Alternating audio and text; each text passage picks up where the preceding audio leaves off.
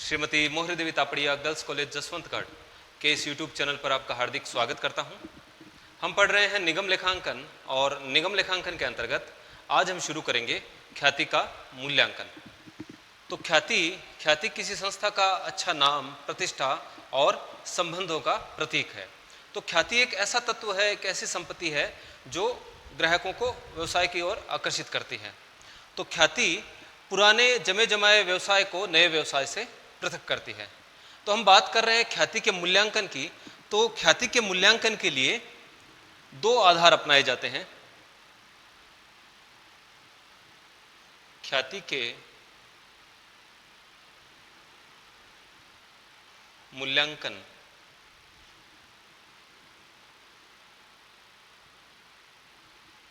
के आधार, पहला, भविष्य में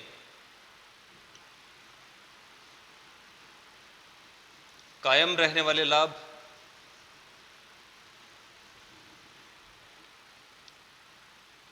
फ्यूचर मेंटेनेबल प्रॉफिट्स, और दूसरा आधार है अधिलाभ।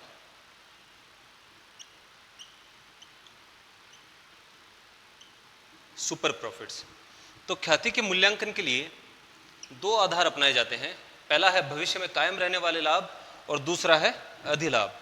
तो भविष्य में कायम रहने वाले लाभों के पीछे धारणा यह है कि जो व्यवसायी, जो नया व्यवसायी पुराने व्यवसाय को खरीदेगा, वह भविष्य में कुछ समय तक, यानी कुछ वर्षों तक जो लाभ कमाएगा, वो लाभ पुराने जमे जमाए व्यवसाय की ख्याति के कारण ही कमाएगा। एक उदाहरण के द्वारा समझते हैं। मान लीजिए कि एक व्यक्ति है ए, ये अपना कोई व्यवसाय शुरू करना चाहता है।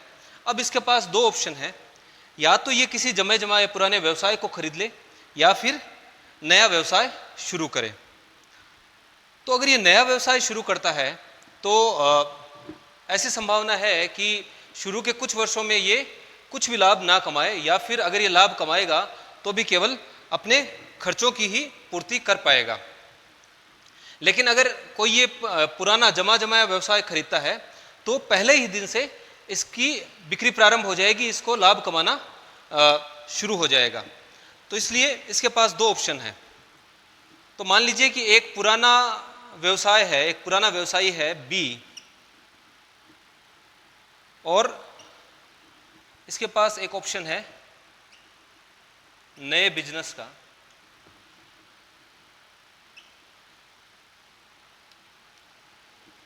एक दूसरा ये एस्टेब्लिश्ड।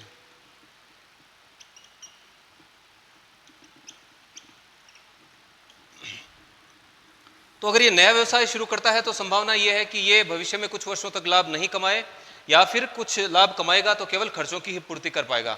एक ऐसी संभावना भी है कि भविष्य में अगर इसको हानि होती है तो इसको व्यवसाय भी बंद करना पड़ सकता है। लेकिन ये अगर जमा जमाया व्यवसाय खरीदता है, कोई स्थापित व्यवसाय खरीदता है, तो ये जो है पहले दिन से ही लाभ कमाना प्रारंभ कर देगा।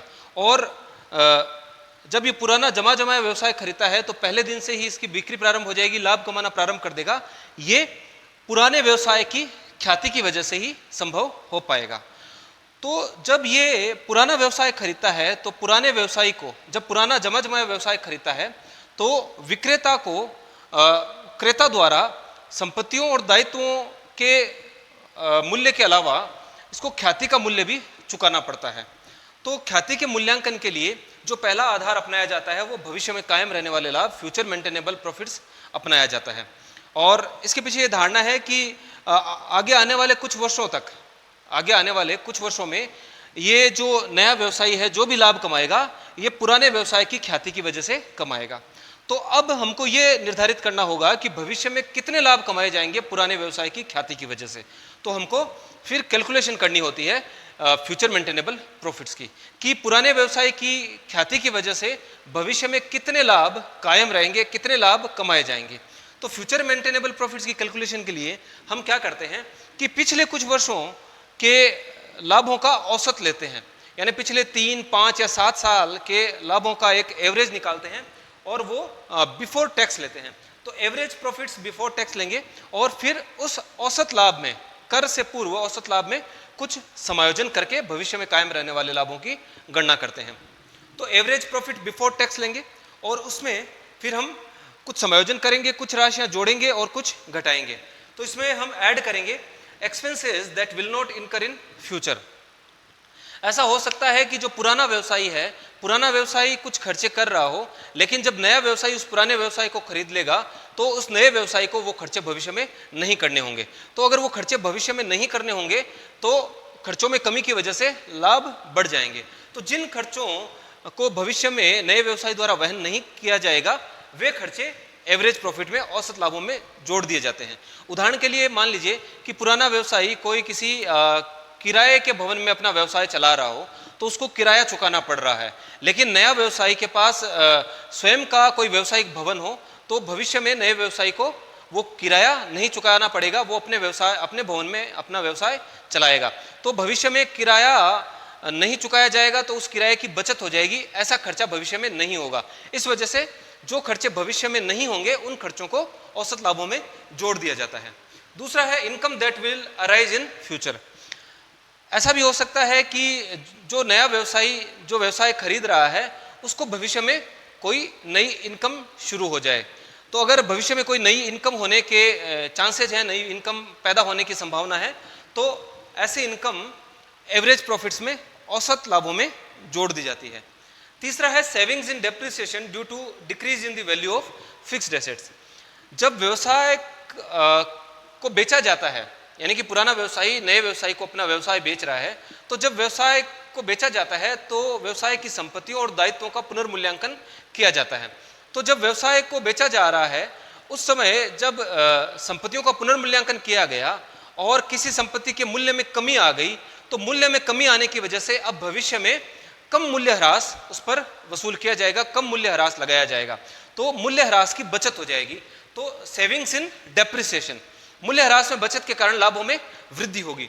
और अगर किसी संपत्ति के मूल्य में कमी होती है और उस वजह से अगर मूल्यह्रास में बचत होती है तो उसको हम औसत लाभों में जोड़ देते हैं फ्यूचर मेंटेनेबल प्रॉफिट्स की कैलकुलेशन करते समय। अब कुछ मदें फ्यूचर मेंटेनेबल प्रॉफिट्स कैलकुलेशन करते समय घटाई जाएंगी, जिनमें से पहली है एक्सपेंसेस दैट विल इनकर इन फ्यूचर। ऐसा हो सकता है कि पुरानी व्यवसायी द्वारा कोई खर्चा नहीं किया जा रहा हो, लेकिन नए व्यवसायी द्वारा भविष्य में कोई नया खर्चा किया जाएगा। तो अगर भविष्य में कोई नया खर्चा उत्पन्न होने की संभावना हो तो ऐसा खर्चा भविष्य में कायम रहने वाले लाभों की गणना करते समय औसत लाभों में से घटा दिया जाता है। Income that will not arise in future. ऐसी संभावना भी होती है कि जो पुराना व्यवसायी है वो कोई आय कमा रहा हो, लेकिन नए व्यवसायी को जब व्यवसाय का हस्तांतरण कर दिया जाएगा तो नए व्यवसायी द्वारा वो इनकम भविष्य में नहीं कमाई जाएगी। तो अगर भविष्य में किसी इनकम के बंद होने की संभावना हो तो ऐसी इनकम औसत लाभों में से घटा दी जाती है। तीसरा है fair remuneration of owner. Future maintainable profits की कैलकुलेशन करते समय जो मालिक है, जो स्वामी है, उसका उचित पारिश्रमिक हमेशा घटाया जाता है। चौथी मद है income from non trading investment. ऐसा हो सकता है कि पुराना जो व्यवसायी है वो किसी गैर व्यापारिक विनियोग से कोई आय कमा रहा हो, तो अगर औसत लाभों में कोई गैर व्यापारिक विनियोगों से कोई आय सम्मिलित है तो ऐसी आय को भविष्य में कायम रहने वाले लाभों की गणना करते समय घटा दिया जाता है। एडिशनल डेप्रिसिएशन, हमने बात की थी कि जब व्यवसाय को बेचा जाता है तो उसकी संपत्तियों और दायित्वों का पुनर्मूल्यांकन किया जाता है। तो संपत्तियों के पुनर्मूल्यांकन के समय ऐसा हो सकता है कि किसी संपत्ति के मूल्य में वृद्धि हो जाए। तो अगर संपत्ति के मूल्य में वृद्धि हो जाएगी तो भविष्य में उस पर अतिरिक्त मूल्यह्रास लगाया जाएगा, एडिशनल डेप्रिसिएशन लगाया जाएगा, जिससे कि लाभों में कमी होगी। तो अगर किसी संपत्ति के मूल्य में वृद्धि होती है और उसके कारण अगर भविष्य में अतिरिक्त मूल्यह्रास लगाया जाएगा उस संपत्ति पर, तो उस एडिशनल डेप्रिसिएशन को फ्यूचर मेंटेनेबल की गणना करते मेंटेनेबल प्रॉफिट्स की गणना करते समय एवरेज प्रॉफिट्स में से घटाया जाता है। प्रोविजन फॉर बैड डेब्ट्स, तो ऐसी संभावना भी होती है कि जो देनदार हैं उनमें से कुछ देनदारों से भविष्य में पैसा वसूल ना हो, तो डूबत ऋणों के संबंध में अगर आयोजन किया जाता है तो प्रोविजन फॉर बैड डेब्ट्स को औसत लाभों में से घटाया जाता है फ्यूचर मेंटेनेबल प्रॉफिट्स की कैलकुलेशन करते समय। और लास्ट है provision for tax at current rate. हमने जो एवरेज प्रॉफिट लिया है वो बिफोर टैक्स लिया है, क्योंकि हो सकता है कि भूतकाल में जो कर की दर है वो कुछ अलग हो, तो हमने जो औसत लाभ लिए हैं वो बिफोर टैक्स लिए हैं, कर से पूर्व लिए हैं। और फ्यूचर मेंटेनेबल प्रॉफिट्स की कैलकुलेशन करते समय हम जो वर्तमान में जो कर की दर है उस दर के आधार पर जो है कर के लिए आयोजन करेंगे। तो provision for tax at current rate, जो अभी वर्तमान में कर की दर है उस दर के आधार पर कर के लिए आयोजन को भी हम औसत लाभों में से घटाते हैं भविष्य में कायम रहने वाले लाभों की गणना करते समय। तो इस प्रकार से भविष्य में कायम रहने वाले लाभों की गणना की जाती है। और फिर खाते के मूल्यांकन की कुछ विधियां हैं, उन विधियों से भविष्य में कायम रहने वाले लाभों के आधार पर ख्याति का मूल्यांकन किया जाता है। तो आज की क्लास में इतना ही। मैं आशा करता हूं कि आज की क्लास में हमने जो भी पढ़ा आपको अच्छे से समझ में आया होगा।